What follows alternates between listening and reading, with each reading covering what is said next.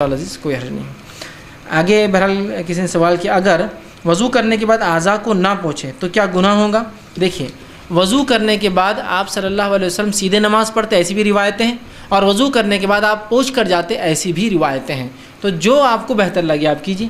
نبی اکرم صلی اللہ علیہ وسلم جب گھر سے وضو کر کے جاتے ہیں تو پوچھ کر جاتے ہیں. جب مسجد میں کسی وجہ سے تاخیر ہو جاتی نماز کے لیے صحابہ کھڑے ہو جاتے ہیں اور آپ پیچھے سے آتے ہیں تو آپ کو دیکھا گیا ایک بار آپ نماز کے لیے تاخیر لیٹ ہو گئے، رسول اللہ صلی اللہ علیہ وسلم کے لیے صحابہ انتظار کر رہے تھے، آپ فوراً مسجد میں داخل ہوئے، وضو کیا اور نماز کے لیے آگے بڑھے. جب آپ نماز کے لیے کھڑے ہوئے تو مصلی پہ آپ کے وضو کے پانی کے خطرہ ٹپک رہے تھے. تو اس سے پتہ چلا کہ وضو کا پانی اگر ٹپکتا ہے تو اس میں کوئی حرج نہیں، یاد رکھے نیچے، اس لیے کہ وہ پانی پاک گندا نہیں ہوتا. اگر نجس ہوتا تو مسجد میں ٹپکانے کی اس کو اجازت آپ کو دیکھا نہیں جاتا. تو آپ سیدھے گئے اور وہ پانی ٹپک رہا تھا. جیسے پتہ چلا توال ہے دستی ہے تو ٹھیک ہے، نہیں ہے تو ویسے ہی رکھیے. لیکن بہت سے لوگ بولتے وضو کے بعد جسم نہیں پہنچنا سنت ہے، ایسا نہیں ہے. یہاں تو حدیث میں الفاظ ہے ایک خاص تولیہ، ایک خاص ٹاول تھا آپ صلی اللہ علیہ وسلم کا جو آپ نے رکھوایا تھا اپنے بیوی عائشہ سے. جب آپ وضو یا غسل کرتے تو اسی سے پوچھا کرتے تھے. ٹھیک ہے، بات سمجھ میں آ رہی؟ تو لہٰذا آپ رکھ سکتے ہیں، لیکن کبھی ایسے بھی حالات آ سکتے کہ جلدی میں ہو تو جیسا رکعت ختم ہونے کا ڈر ہے چلے جائیے، وہ بھی مسئلہ نہیں. ٹھیک، بہت سی بار یہ دیکھا گیا ایک مسجد میں میں گیا تو ایک مرتبہ ایک صاحب وضو کر کے آئے، نماز کے لیے کھڑے ہوئے تو ان کا پانی ٹپک رہا تھا. تو ایک صاحب آ کے ان کو ڈانٹنے لگے، جاؤ پوچھ کے آؤ. بولے انہوں نے کہا کیوں؟ تو کہا ہماری چادریں خراب ہو جائیں گی.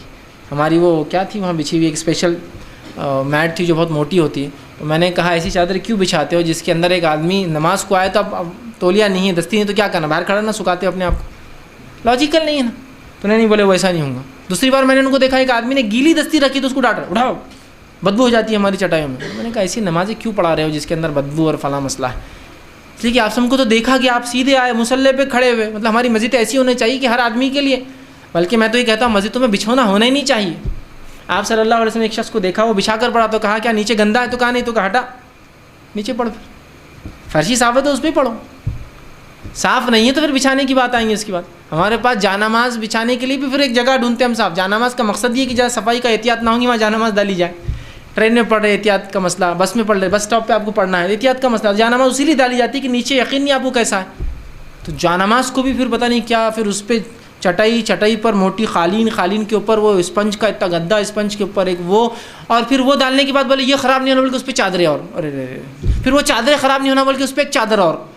دیکھیے نا مسجد میں موٹی قالین ڈالتے اس پہ ایک چادر، بولے خراب. تو پھر ایسی چیز کیوں بچھا رہے جن کو سنبھالنے کے لیے مصلیوں کو ہم کو تاکید کرنا ایسا مت کرو، ایسے آؤ ویسا مت کرو. ہٹا دو ایسی چیزوں کو، کھلی ولی ہٹاؤ ان کو اور سیدھا نماز کے لیے کھڑے ہوں تو لوگوں کو آ کر فرشی اچھی سب سے اچھی.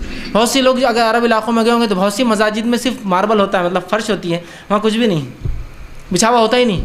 ہر آدمی وضو کرے پڑے، سب سے سادگی، پانی رہو کچھ بھی رہو کچھ بھی ہو، آسانی سے صاف کیا معاملہ ہو گیا. مشین چلانا اس پہ چلا دو، جھاڑو دے دو، آسانی صاف، کوئی مسئلہ ہی نہیں. تو بہرحال تو اگر کوئی عام حالت کے اندر جو ہے بہرحال بھائی کا جو سوال تھا